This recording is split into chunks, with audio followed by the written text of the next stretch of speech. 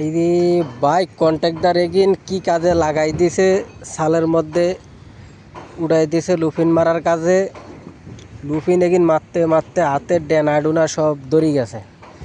আসলে কন্ট্রাক্টরের হাতে কাজও নাই তেমন, মেলা কাজ একটা করছি শেড একখান হইছে, হুইস এগিন করছে, হুইসের কাজ করছে।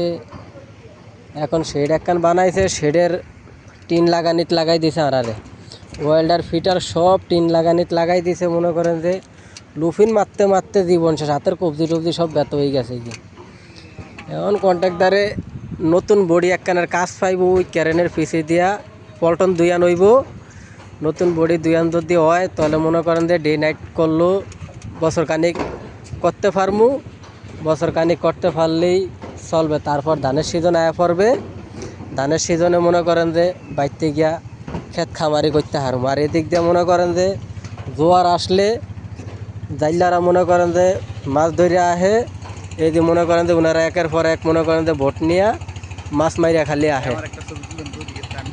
মাছ মারিয়া ওনারা